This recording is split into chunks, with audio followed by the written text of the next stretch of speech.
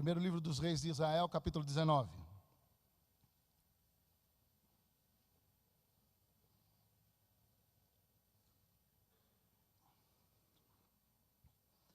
O rei Acabe contou à sua esposa Jezabel tudo o que Elias havia feito e como havia matado à espada todos os profetas do Deus Baal. Aí ela mandou um mensageiro a Elias com o seguinte recado: que os deuses me matem se até amanhã, a esta hora, eu não fizer com você o mesmo que você fez com os profetas. Elias ficou com medo e, para salvar a sua vida, fugiu com o seu ajudante para a cidade de Berseba, que ficava na região de Judá. Deixou ali o seu ajudante e foi para o deserto, andando um dia inteiro. Aí parou, sentou-se na sombra de uma árvore e teve vontade de morrer. Então orou assim: já chega, ó Senhor Deus, acaba agora com a minha vida. Eu sou um fracasso, como foram os meus antepassados. Elias se deitou debaixo da árvore e caiu no sono. De repente um anjo tocou nele e disse: levante-se e coma. Elias olhou em volta e viu perto da sua cabeça um pão assado nas pedras e uma jarra de água. Ele comeu e bebeu e dormiu de novo. O anjo do Senhor Deus voltou e tocou nele pela segunda vez, dizendo: levante-se e coma, senão você não aguentará a viagem. Elias se levantou, comeu e bebeu, e a comida lhe deu força bastante para andar 40 dias e 40 noites até o Sinai, o monte sagrado. Ali ele entrou numa caverna para passar a noite, e de repente o Senhor lhe perguntou: o que você está fazendo aqui, Elias?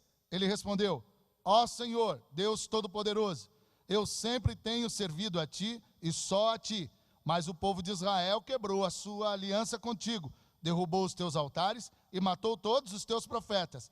Eu sou o único que sobrou, e eles estão querendo me matar. O Senhor Deus disse: saia e vá ficar diante de mim no alto do monte.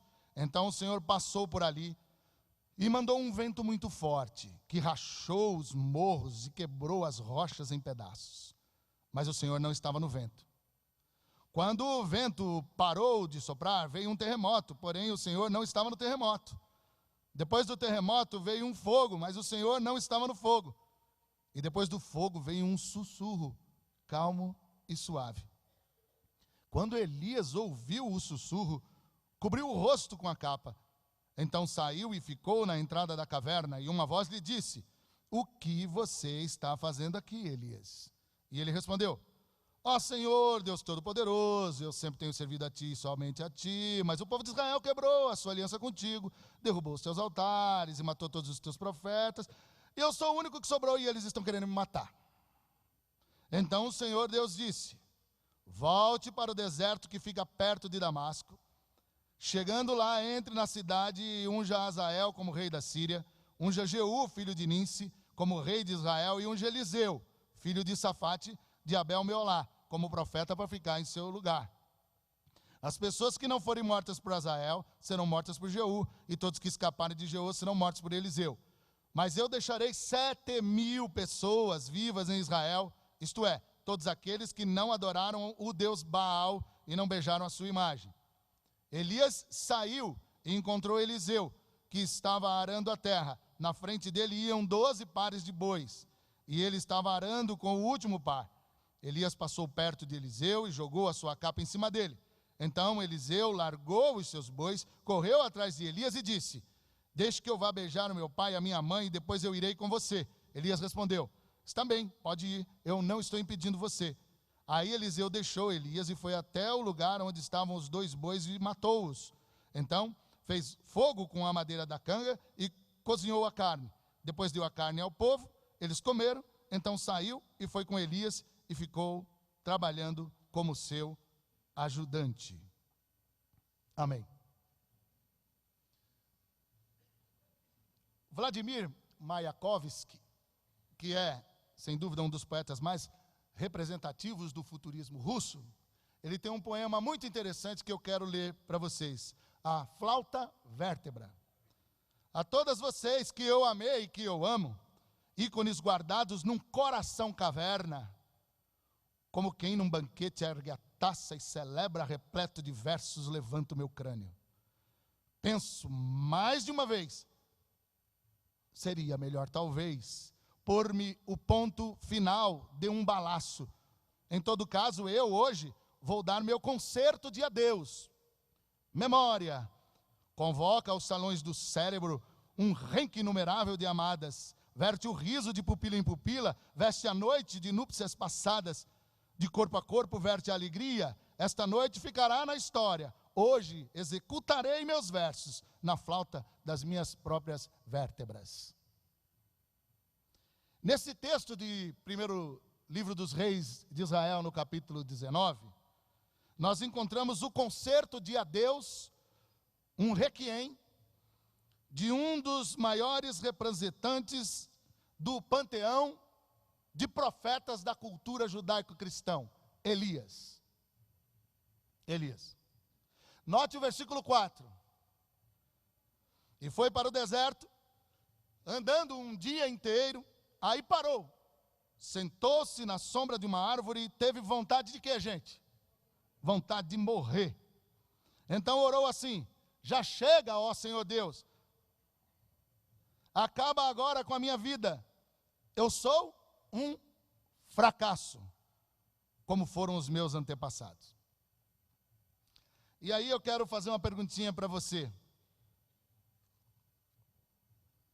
Quem é que já não pensou em jogar a toalha? Talvez você chegou aqui pensando nisso. Hoje de manhã tinha uma irmã que, antes de sair de casa, virou para o filho pequeno e disse o seguinte: eu não presto, eu tenho que morrer para deixar você em paz. Olha só, eu não tenho mais jeito, e eu quero que você... E o menininho tentando dizer: não, mamãe, não tem não, não é nada disso não. E a mulher veio aqui. Talvez você não esteja no caso dela, mas talvez você seja um que veio aqui hoje à noite sem a toalha porque você já jogou. Eu quero lhe dizer que Deus trouxe você aqui hoje à noite para falar com você. Não quero dizer não, eu quero afirmar. Quem é que já não se sentiu um fracasso? Um fracassado? Se você não consegue enxergar ninguém nessa hora e nesse momento, vocês estão olhando para uma pessoa que já se sentiu assim. Quem já não teve o seu momento de caverna? O capítulo 19, ele é extraordinário porque mostra a caverna do profeta Elias. Mas você precisa entender um pouco o capítulo 18, que é o contexto, que vale a pena você ler em casa. Se quiser passar os olhos aí, também passe. Mas vale a pena, é um capítulo extraordinário, um dos mais marcantes das escrituras sagradas, o capítulo 18, do primeiro livro de Reis. Em outras palavras, o que acontece aí? Elias, ele vai até o Monte Carmelo, ele vai jogar no campo do adversário, dos profetas de Baal, porque o Carmelo era o campo dos profetas de Baal. Ele vai jogar no campo deles, e vai jogar com o time deles completo. O time dos profetas de Baal está com Neymar escalado, Ganso, e com chuteira apropriada para o campo. Então Elias, ele vai até lá. E chegando lá, quem já conhece a história, quem não conhece, o negócio é muito interessante, é mais ou menos assim. Elias falou assim: agora é o momento do grande desafio, e nós vamos agora saber de uma vez por todas quem é Deus. Quem é o Deus de Israel? Aí deu o primeiro momento para os caras, eles foram e começaram a preparar. Ele falou assim: ó, é o seguinte, o Deus que responder com fogo, esse será o Deus de Israel. Imagina a cena. Aí os caras pegaram, montaram lá um altar e começaram a fazer lá os seus barulhos para poder pedir: desce fogo, vem fogo, vem fogo. E o fogo não cai, e o fogo não cai, e o fogo não cai. Eles começam a se cortar, começam a fazer lá, enfim, uma verdadeira peripécia para tentar fazer com que o fogo caísse. E Elias que é forgado. Porque eu estou para ver um profeta forgado como Elias aqui no capítulo 18. Tirador de sarro. Fala para os caras assim, os caras desesperados já, sabe, a hora passando, e nada de fogo, nem faísca, irmã. Aí Elias começa, fala mais alto. Mas olha só, dá uma raiva quando você está fazendo uma coisa, tentando acertar um negócio, e aparece um Zé Pagué que vem com uma conversa dessa. Fala mais alto. Fala mais alto porque talvez Baal esteja dormindo. Está cochilando. Fala mais alto, talvez ele tenha ido fazer uma visita na quitanda ali do lado. Fala mais alto. Manda um scrap no face dele. Tuita. Dá uma tuitada. Manda uma DM para Baal. Meu, e nada de Baal. Responder nada. Quiçá fogo. Aí Elias, quando os caras já desesperaram, não conseguiram nada. Aí Elias vai, pega a bola, põe na marca do pênalti. Arruma o altar. Aliás, se você quer realmente fogo de Deus, a primeira coisinha a fazer é isso aí. Dá um jeitinho de arrumar o altar, porque senão não tem jogo. Arrumou o altar. E na hora que ele levantou, arrumou bonitinho o altar. Ele, para conseguir dificultar, eu acho isso complicado do Elias. Ele começa a jogar água, e manda jogar água, e manda jogar água, e manda jogar água. Ele faz um corgo, uma espécie de corgo, em volta do altar, e enche de água. Os mineiros adoraram isso aqui agora, né? Era água demais da conta. Encheu aquele negócio, água, não sei o quê. E aí Elias, olha só, mano, o cara economiza oração. Faz uma oração de poucos segundos. Conversa rápida. Papo reto. Deus sabe o que você está pensando, ele manda fogo do céu. E o fogo. Meu, naquela hora a torcida sabe como é que é. A torcida é aquele negócio, está contra o time até os 45. Aí o time empata, fica tudo bem. É assim que funciona com a torcida. Algumas, né, que ficam torcendo até o fim, que aí é coisa diferente mesmo. É coisa de gente fiel. Aí o que aconteceu? Eu fico ouvindo aqui brincadeirinhas com os gambas. Tem que, de vez em quando, fazer o contraponto. Aí, mano, o que aconteceu? Elias olhou para todo mundo e falou assim, então agora quem é Deus? Aí Israel, o povo que estava lá, falou assim, Senhor, só o Senhor é Deus, só o Senhor é Deus. Foi uma alegria, fizeram ola, foi uma maravilha. Só o Senhor é Deus, só o Senhor é Deus, só o Senhor é Deus. Bom, Elias pensou que depois daquele negócio, Acabe ia se converter, Jezabel também, ia virar bispa Jezabel, sei lá. Ele pensou que as coisas iam tomar um rumo diferente, as coisas iam acontecer de uma forma diferente. Pensou que fosse realmente mudar a situação. Mas não mudou nada. Mudou nada. Depois do negócio extraordinário, pirotécnico daquele, não mudou nada na parada. E aí começa o capítulo 19, do jeito que vocês leram comigo aqui. Agora presta atenção que esse homem, ele está fugindo para o monte do Senhor. E segundo o Howard Hendricks, Elias percorreu ao todo 480 quilômetros. Meu, isso é uma Dutra. São Paulo, Rio. Só que naquela época não tinha Dutra. Se tivesse também iam dar um jeito de botar um pedágio lá. Mas enfim, não tinha Dutra. O terreno era sinuoso, tinha que dar voltas e montes para chegar onde tinha que chegar. Segundo os estudiosos, esses 480 quilômetros, para aquela época, chegava a 4.800 quilômetros. É quilômetro para dar com o pé. Muito, muito. Aí eu fico pensando, ufa, meu Deus do céu, que fuga, hein? Que fuguinha. Mas eu também fico pensando nessa Jezabel, irmãos, já pensaram nisso? O que é essa mulher, meu Deus do céu? Essa mulher devia ser... Misericórdia, o que é isso? Aí eu fico pensando o seguinte, imagina essa mulher de TPM. Misericórdia. Mas aí outro dia eu estava fazendo uma exegese profunda, porque eu sou um profundo estudioso, e aí eu falei assim, talvez seja por isso que o nome do marido dela era aquele, né? Acabe. Mas não tem nada a ver, isso aí é exegese errada, não tem nada a ver, irmão. Elias vai para a caverna. O Elias, ele está com medo. Um medo tal que depois se transforma em desejo de morrer. Ele tem medo de morrer, de tal forma que depois termina se transformando em desejo de morrer. Isso é terrível, estranho isso. É medo que leva a desejar morrer. Qual é o seu medo? Que medo te empurrou para a caverna? Que medo te jogou lá?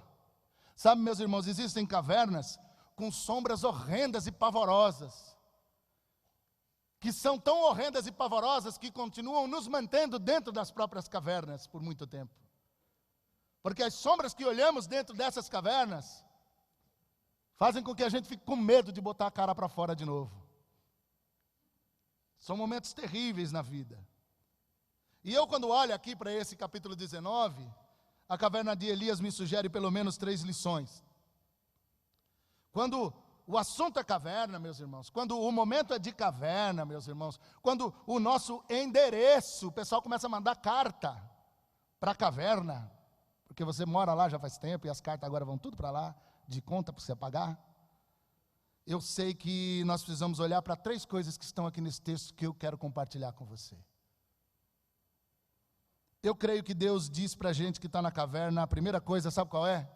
Saia da toca. Essa é a primeira coisa. Saia da toca. Interessante porque Deus, Ele questiona as nossas cavernas. E é legal quando Deus nos chama para uma conversa, um tete-a-tete, onde nós estaremos questionando junto com Ele as nossas cavernas. Ele começa a falar, que caverna é essa? Como é que é isso? O que é que você está fazendo aí? O que é que você faz aí? Interessante esses diálogos do Senhor com a gente, não é isso? E o que é interessante aqui, que até aquelas cavernas que estão no monte de Deus. E eu, sem querer especular, mas já especulando, eu quero dizer o seguinte, que as piores cavernas que uma pessoa pode se esconder, estão dentro do contexto religioso. Estão dentro do ambiente religioso. Estão dentro dos elementos de religiosidade. Nós conseguimos arrumar caverna e se esconder em cavernas, mesmo que essas cavernas estejam no monte do Senhor. É impressionante. É impressionante. E Deus começa a questionar a caverna de Elias, e Ele quer continuar questionando as minhas e as suas cavernas. E aí uma coisa que você percebeu, não sei se você notou, que Deus perguntou 2 vezes, que fazes aqui, não perguntou? E o Elias, ele respondeu como? A mesma coisa. O Elias dá exatamente a mesma resposta para a primeira pergunta e para a segunda pergunta. E o que é que isso me ocorre? Deus está querendo dizer para mim o seguinte, Levi, chega de dar as mesmas respostas para Deus. Levi, chega de dar as mesmas respostas para você. Levi, para com essa ladainha que já é conhecida. Chega de dar as mesmas respostas para a vida. Chega de dar as mesmas respostas para a existência. Para com isso. Deus está dizendo, para com esse negócio de Ctrl+C, Ctrl+V comigo. Para com isso. Mas uma coisa que é interessante nesse momento de sair da toca, é que a gente precisa enfiar na cabeça de uma vez por todas que Deus é criativo na maneira de se comunicar com a gente. Deus, Ele não precisa repetir métodos para que a gente de alguma forma entenda o que Ele quer falar. Eles estão no Sinai, e o Deus continua sendo o mesmo, o monte continua sendo o mesmo, e ali está um homem de Deus. No primeiro momento que a Bíblia fala do Sinai, o Deus que continua sendo o mesmo e o monte que continua sendo o mesmo, tem um homem de Deus chamado Moisés. E o que foi que aconteceu naquele momento lá no começo da Bíblia? Lá no livro de Êxodo. Deus falou como? Deus falou mandando fogo sobre o Sinai, tanto é que o Sinai fumegava e ninguém podia encostar. Deus mandou ventos, estourou pedras, fez um negócio assim onde ficava fumegando o Sinai. Deus falou com Moisés e com o povo de forma extraordinária, com aquele negócio de maneira pirotécnica, o mesmo monte, com o mesmo Deus e com o homem de Deus. Só que agora estamos no mesmo monte, com o mesmo Deus, com outro homem de Deus, que também era o profeta do fogo. Os de Baal perceberam o quanto ele era do fogo. E se você continuar lendo a história de Elias, você vai perceber o quê? Que tem que ter uma carruagem de fogo para levar o cabra.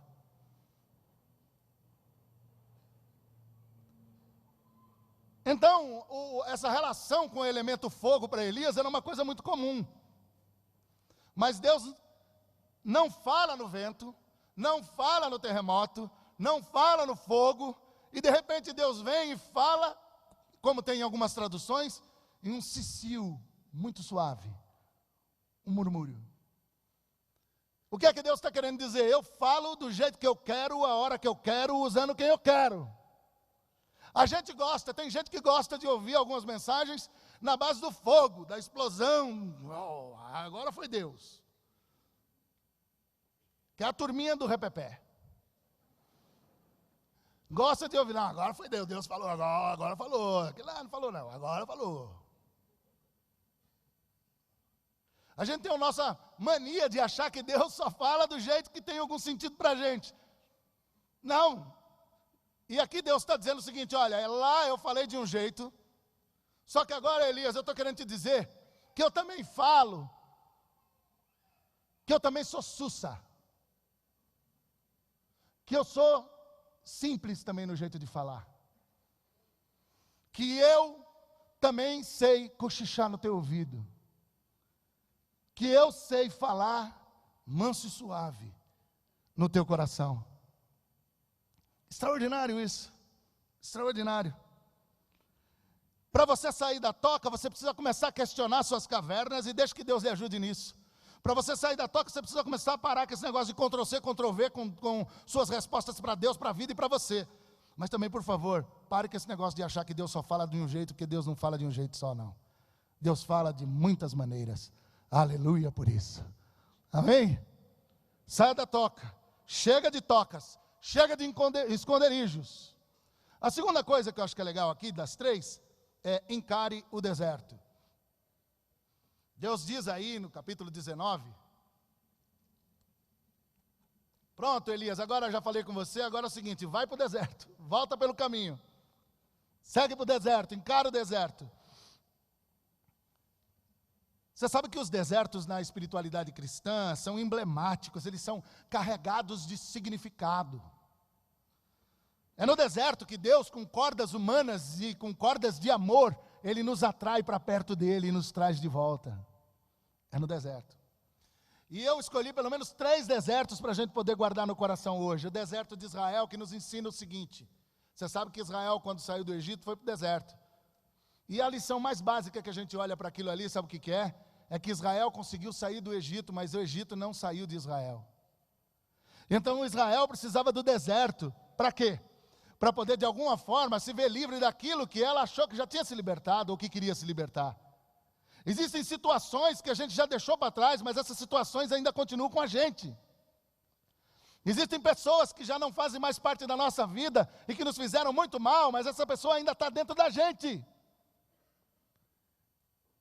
Israel saiu do Egito, mas o Egito não saiu de Israel. E aí Deus leva o povo para o deserto, como diz em Deuteronômio, para mostrar qual era o coração deles. Ó, eu já sei como é que é o coração de vocês, mas agora eu vou mostrar para vocês qual que é o coração de vocês. Eles precisam ir para o deserto para comer pó e cuspir tijolo, durante muito tempo, para poder se livrar de algumas coisas, para poder se libertar de algumas coisas. Esse é o deserto de Israel. Qual é a situação, qual é a circunstância, qual é o peso no qual você tecnicamente já saiu ou já se libertou, mas que isso ainda está dentro do teu peito e você carrega de maneira tão horrorosa por tanto tempo. Mas tem também o deserto de Davi, que eu gosto muito do deserto de Davi. O deserto de Davi, Davi nos ensina que o deserto é um lugar onde a alma grita. Davi nos ensina que o deserto é um lugar onde a alma grita. Se você for ler os salmos, você percebe que são orações, mas também são como se fosse o grito da alma. Se tivesse que dar um título para o livro de Salmos, seria o grito da alma. Porque ali o salmista, ele grita com Deus sem filtro. O salmista fala umas coisas que você se arrepia, mas está na Bíblia. Tem gente que não tem coragem de ler alguns salmos, porque o salmista parece que até perde o respeito com Deus. Por quê? Porque ali ele está gritando, ele está deixando a alma gritar. Você sabe que para Davi, o deserto é um lugar onde a condição humana lateja, onde a condição humana fica pulsando. Como diz aquele hino, o pulso ainda pulsa. Mas tem o deserto de Jesus. E o deserto de Jesus, a gente aprende uma coisa que é uma coisa muito simples. Para Jesus, o deserto dele nos ensina o seguinte, que o deserto é o lugar onde a gente encontra e dá de cara com o diabo, com o demônio. Esse foi o deserto de Jesus. E você sabe que dentro da igreja tem duas interpretações diabólicas. Sabe qual é? Assim. Primeiro, porque eu ainda sou crente, igual, leio a Bíblia normal, numa boa, acredito em algumas coisas. O pessoal tira o sarro, mas eu ainda acredito. Por exemplo, acredito que Deus é Deus, acredito na Trindade, acredito que Jesus é o Salvador, eu acredito nessas coisas, mas eu sei que você sabe que tem gente que não acredita em mais muito dessas coisas, e quando a gente fala isso aqui, parece piegas, parece que agora eu tenho que pedir licença e desculpa porque eu creio. Porque o pessoal está muito bacana, sabe assim? Muito bacana.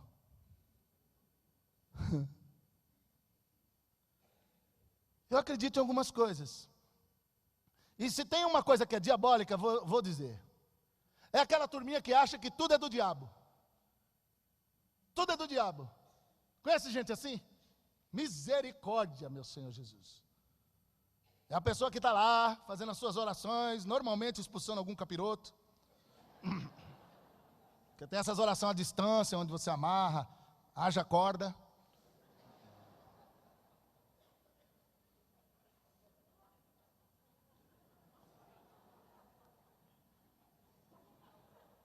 Aí, enquanto está amarrando, meio em silêncio, toca o interfone. Está amarrado, em nome de Jesus. Aí a porta bate. O que foi? O diabo? Não. A janela aberta. Foi o diabo da janela aberta. A turma que tudo é diabo. Esse tipo de gente dá um trabalho que eu vou te contar. Lembro-me bem de vários casos, e um em especial, quando a pessoa e a família toda falando, não, pastor, isso aí é o diabo. Eu falei assim, você acha mesmo? E aí o pai, não, é o diabo. Você acha mesmo? Não, é o diabo. Aí ele falou assim, o que o senhor acha, pastor? É safadeza. Aí ele falou assim, e o que a gente faz? Bom, safadeza eu repreendo em nome de Jesus. Não, eu repreendo em nome de quem? Do Levi mesmo. Sai daí em nome do Levi.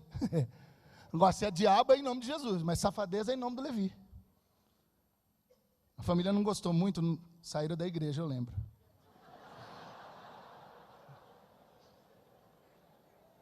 Que vá com Deus. Que Deus o carregue, né?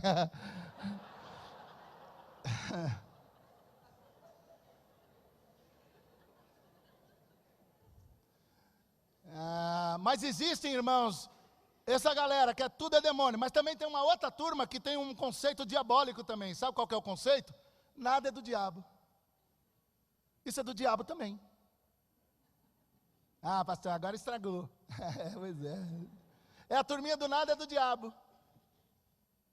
Aquele cara que chega com uma menininha, magrinha, loirinha, olhos azuis, falando grosso, que nem homem, empurrando adulto, chutando cadeira, e ele olha e fala assim, nossa, que menininha, ela deve ser hiperativa, né? Super hiperativa. É aquela turma que dá aspirina para demônio. Vai uma aspirina? É a turminha que não acredita mesmo nessas coisas de que o diabo existe.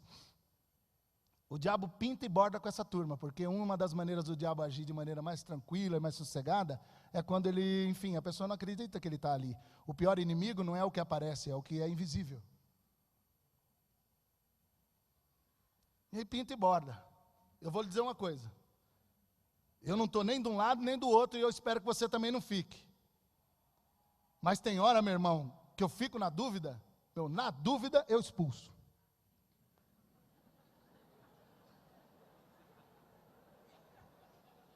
Não tem aquela coisa no direito, indúbio, pro réu, não tem isso? Mas indúbio, vaza. Em nome de Jesus. Tá certo ou não?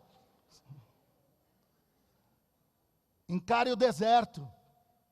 Mas existem demônios que são, na minha opinião, os piores. São aqueles demônios da nossa existência, da nossa vida, que são construídos pela nossa história. São os demônios que nos apavoram. São aqueles que carregam a gente o tempo todo. São aqueles dos sonhos recorrentes. São aqueles dos momentos em que impede que novos relacionamentos aconteçam, porque existem demônios. São aqueles que a gente guarda dentro de nós, que não tem nada a ver com o demônio, mas também são demônios que estão dentro de nós. São os nossos demônios. Esses são os piores, porque aqueles saem em nome de Jesus. Esses, se você não acordar para entender quais são os seus demônios, você ficará com eles, assombrando a sua vida para o resto da sua existência. Então chega de fugas, chega de sublimações, encare de uma vez o seu deserto. Terceiro e último, deixe legado. Primeiro, saia da toca. Segundo, encare o deserto. Terceiro, deixe legado. O capítulo 19 do primeiro livro de Reis começa e termina com aprendizes. Você notou isso ou não? Notou? Começa e termina com aprendizes. Elias deixa um aprendiz no começo do capítulo e ao final do texto ele escolhe um novo aprendiz. Notou isso ou não? Extraordinário isso. Você sabe que o Elias, ele marcou profundamente a história dos judeus e cristãos. Por quê? Não só pela sua própria história, mas porque ele deixou legado. O Elias, ele é tão extraordinário, e a Bíblia diz que é no espírito de Elias que o maior de todos os profetas veio, que foi João Batista. Ele fez isso por causa da sua própria história, é verdade, mas ele fez isso porque ele deixou legado. O Elias é tão extraordinário que a Bíblia diz que é no espírito de Elias que o caminho do Messias, ele é preparado, ele é pavimentado. E isso é tão extraordinário, não só pela história do Elias, mas porque o Elias deixou o quê? Legado. Interessante porque o texto no final do capítulo 19 diz que Elias então foi até o seu sucessor como Deus tinha mandado. Ele foi até Eliseu. E aí eu te pergunto, cadê o teu Eliseu? Quem é o teu Eliseu? Você sabe que Moisés teve o seu Josué. E Elias teve o seu Eliseu. E os dois são exemplos extraordinários de liderança, porque líder que é líder, prepara e deixa alguém, sempre.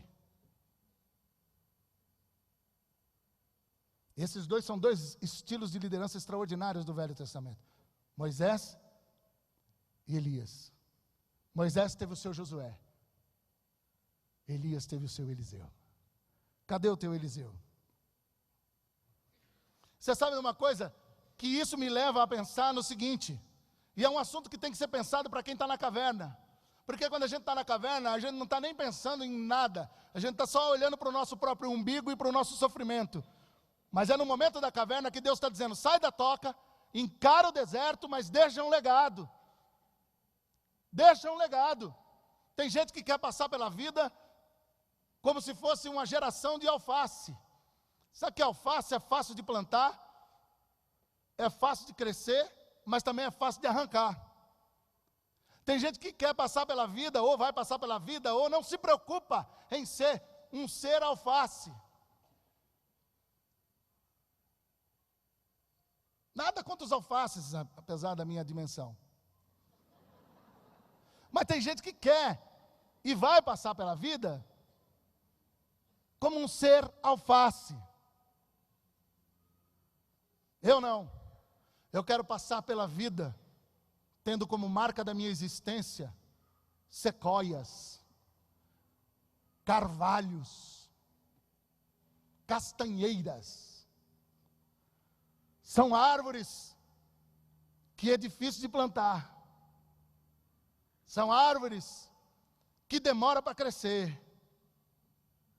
Algumas delas precisam de 8 caras para poder dar a volta com as mãos.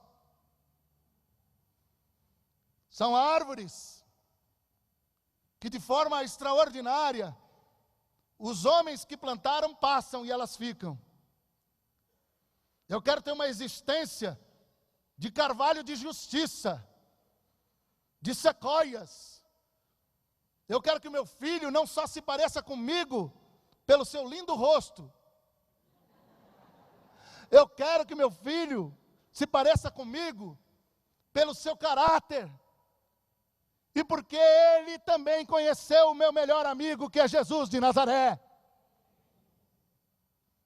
Eu quero que as pessoas que passem pela minha vida, elas não saiam sem serem marcadas de forma indelével no seu caráter e na sua vida e na sua existência.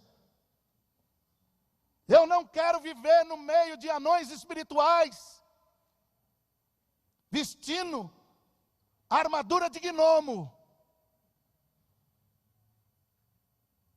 Eu quero viver confiado na misericórdia de Deus, que é grande diante de um pecador miserável como eu, mas sabendo de que no que depender de mim, o Pai vai tomar sim o meu coração.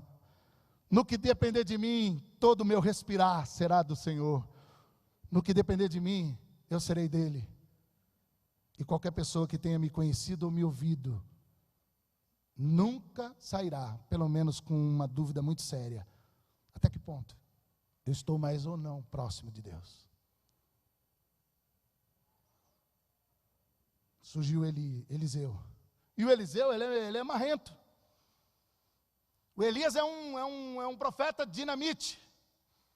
E um homem do fogo. É um cara que não é fraco não, Elias. O Eliseu, ele só quer o seguinte: coisinha básica. Eu quero porção dobrada. Porção dobrada. Quer dizer, e o disjuntor, não vai cair? É muita energia no negócio desse, queima todos os fusíveis. Mas ele quer porção dobrada. E Eliseu foi extraordinário depois de tudo isso. Indo para a conclusão, meus irmãos. Que hoje eu estou animado, mas vamos acabar com esse negócio aqui. Meus irmãos, estaremos todos nós condenados a ver sombras à nossa frente e torná-las como verdadeiras? Será? Seremos todos nós prisioneiros da agnóia, da ignorância? Você sabe que isso daqui que eu estou falando tem a ver com a caverna de Platão, não é? Platão, que há quase 2.500 anos atrás nos brindou com a sua caverna, ele disse uma coisa que eu acho que é bom a gente guardar aqui para poder ir para as últimas palavras. Disse Platão: podemos facilmente perdoar uma criança que tem medo do escuro. A real tragédia da vida é quando os homens têm medo da luz. Sério isso, né?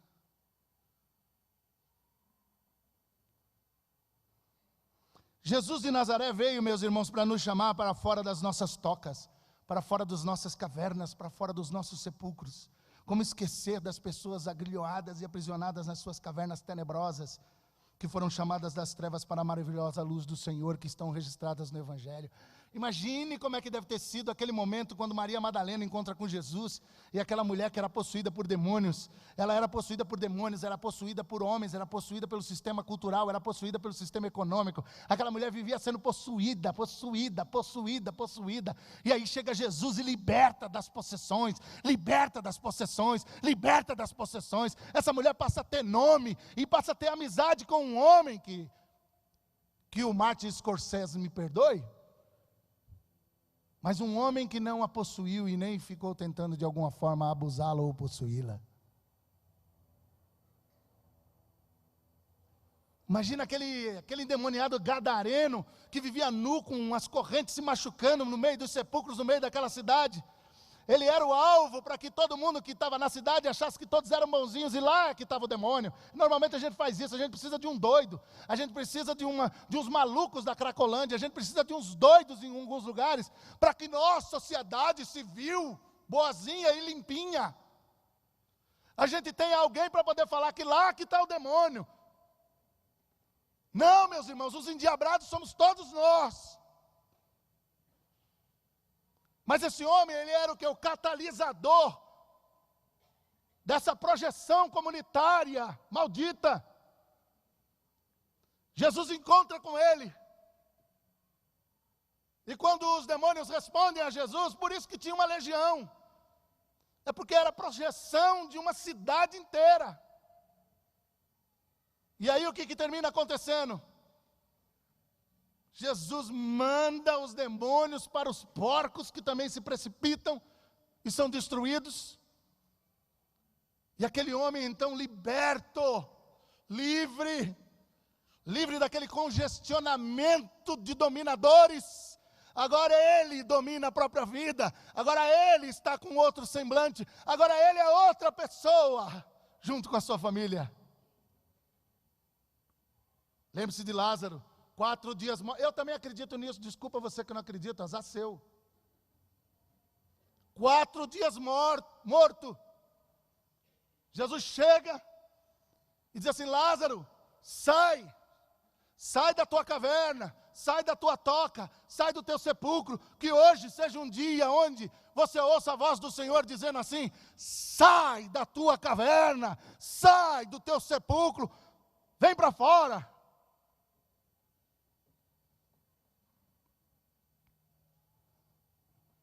Jesus de Nazaré veio para nos ensinar que o deserto é parada obrigatória para todos aqueles que desejam segui-lo.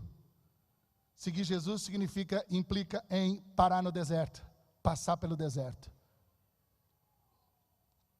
Fique pensando que depois que você aceita Jesus, agora já tem gente que diz assim: nunca mais vou ter frieira, nunca mais vou ter problema, vou ganhar um Tucson. Tem gente que hoje em dia o evangelho virou essa coisa esquisita. Não, meu irmão, se você começou a seguir Jesus, prepare-se para os desertos. Prepare-se para os desertos. Platão, em seu livro extraordinário, em seu momento extraordinário, a sua metáfora extraordinária da caverna, sabe qual foi a primeira coisa? E Platão registra isso, que o pessoal tem quando ele sai da caverna, o que é? Eles ficam cegos. Porque a luz forte demais deixou completamente perdidos e cegos, sem saber o que estava acontecendo. Pô, agora não consegue ver. Tem muita coisa que você que começa a seguir Jesus de verdade, você nasce de novo, você começa a seguir o caminho do Senhor, e você fala: não, agora eu estou seguindo Jesus. Você passa um bom tempo cego, sem entender nada. Você passa um bom tempo sem enxergar realmente o que precisa ser enxergado. Só com o tempo e com caminhada carinhosa e amorosa, sincera, honesta, é que você aos poucos vai colocando o pé no chão e vai começando a enxergar e ver coisas que você nunca imaginou ver a partir de então.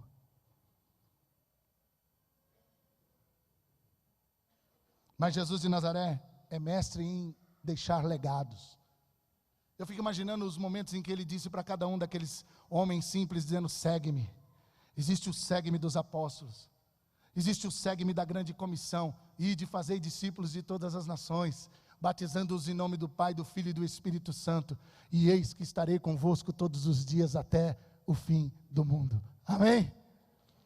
Mas existe o segue-me na vida de Paulo, quando Paulo diz a Timóteo: o que de mim ouvistes na presença de outros, confia a homens fiéis e idôneos, que sejam capazes de transferir e passar o que aprendeu para outros, e esses outros passando para outros, e esses outros passando para outros, e esses outros passando para outros, e esses outros passando para outros, até chegar aqui hoje,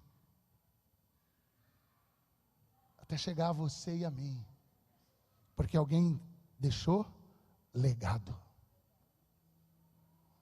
Jesus nos chama, meus irmãos, para sairmos das nossas cavernas.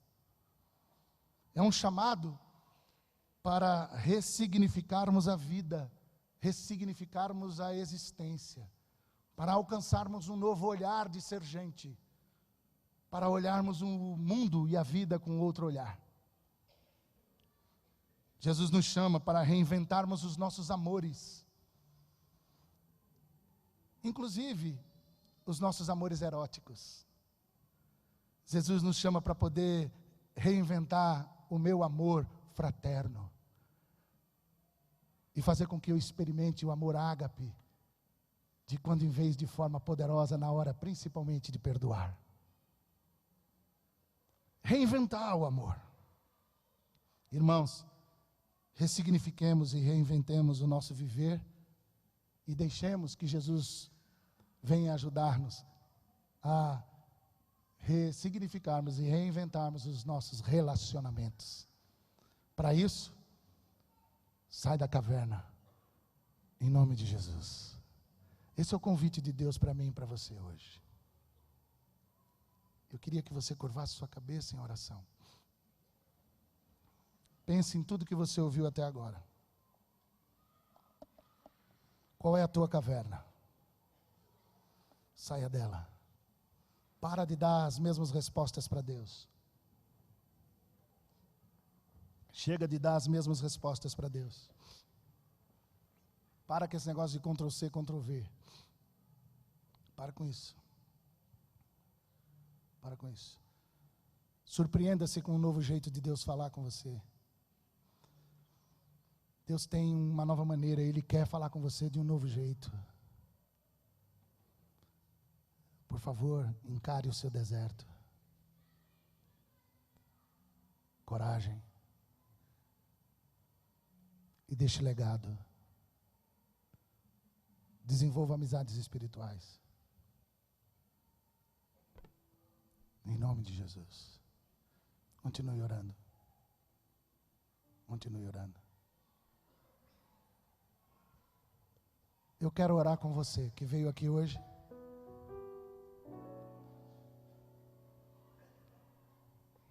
Eu quero orar com você que veio aqui hoje. Se no seu coração você está com um desejo muito grande, depois dessa mensagem, de vir até aqui à frente para que a gente ore junto, saia do seu lugar agora, rápido, e venha para cá, porque nós vamos orar juntos. Se essa mensagem de alguma forma tocou o seu coração, mexeu com você e provocou em você um desejo, seja de sair da caverna, seja de pedir forças para Deus para encarar o seu deserto, seja de suplicar ao Senhor que Ele te dê forças e sabedoria para que você comece a deixar legado de uma vez por todas, levante-se em nome de Jesus e venha até aqui à frente, que eu quero orar com você. Faça isso rápido. Faça isso rápido.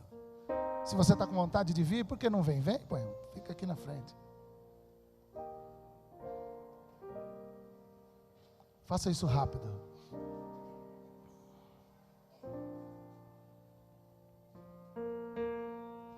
Principalmente você que já jogou a toalha. Sai daí e vem até a frente aqui em nome de Jesus. Principalmente você que já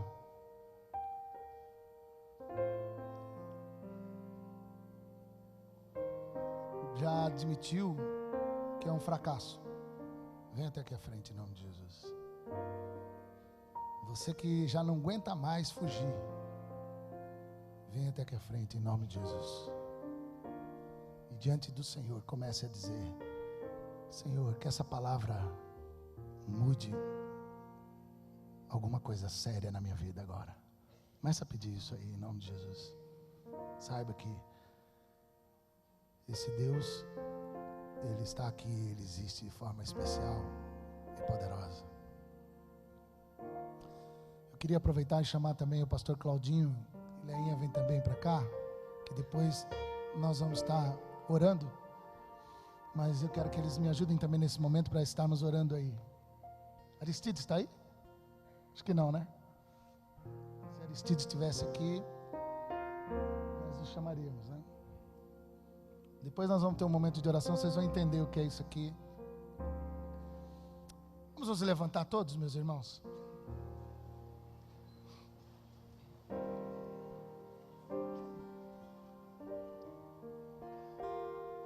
Você que está aí atrás, Se você achar e se sentir à vontade, de no momento que eu falar, estender as mãos para cá, pedindo que a palavra do Senhor, que foi semeada no coração de cada um desses irmãos e irmãs que vieram aqui na frente, se você entender e se sentir à vontade de orar, pedindo que essa palavra, ela germine, e que aquilo que esse irmão e essa irmã veio suplicar aqui na frente, diante do Senhor, que o Senhor venha agir de forma poderosa na vida deles. Se você entender assim, que você estenda a mão abençoando essas pessoas enquanto nós vamos orar. E vocês que estão aqui à frente, em nome de Jesus, em nome de Jesus, saiba de uma coisa: Deus se importa com você. Isso é verdade. Você é especial para Ele. Isso é verdade. Você é precioso e preciosa para Ele. Esta é a verdade. O resto é resistência intelectual e incredulidade. A resistência intelectual a gente repreende em nome de Jesus também. E a incredulidade a gente repreende também em nome de Jesus e pede misericórdia para o Senhor. Porque nós somos o povo que crê. Nós é crente. E daí? Nós é crente. Dá licença? Nós é crente. E nós vamos orar agora, pedindo que Deus toque o coração de vocês, está certo? Meus irmãos, quando nós nos reunirmos, se não tiver uma música, uma palavra de encorajamento, não foi ajuntamento cristão. Vou repetir de novo. Viu? Não venha querer arrumar um discurso de que é manipulação. Não, senhor, é encorajamento. Se quando nos reunirmos não tiver uma música, uma palavra, uma oração, alguma coisa de encorajamento, não foi ajuntamento cristão. Porque a igreja de Jesus, os discípulos de Jesus em Nazaré, quando eles se reúnem, o Espírito se manifesta de algum jeito, em algum momento, para nos encorajar. Está entendendo ou não? Assim que funciona com os crentes. O resto é auditório de outro jogo. Tá certo? Então nós vamos orar agora. Estenda as mãos, vamos orar. Senhor Jesus, esses irmãos e irmãs que estão aqui à frente, Senhor, só o Senhor sabe a caverna que eles estão. Só o Senhor sabe a luta e dificuldade para enfrentar o deserto que eles têm. Só o Senhor sabe, Senhor, como eles já desistiram de tudo, quanto mais de deixar legado. Mas agora eu quero te pedir, Espírito Santo, usa a tua palavra ministrada através das músicas e de tudo que aconteceu aqui agora. E venha, Deus, soprar um vento novo, suave e gostoso, simples e fresco, dentro do coração de cada um que está aqui à frente. Sopra, Senhor. Sopra, Senhor. Sopra, Senhor. Refrigera esses corações. Refrigera esses corações. Para o louvor da tua glória. Para o louvor da tua glória. Que a força do mal se afaste. E que o Espírito Santo de Deus se manifeste. Trazendo libertação. Trazendo cura para a glória de Jesus. Amém?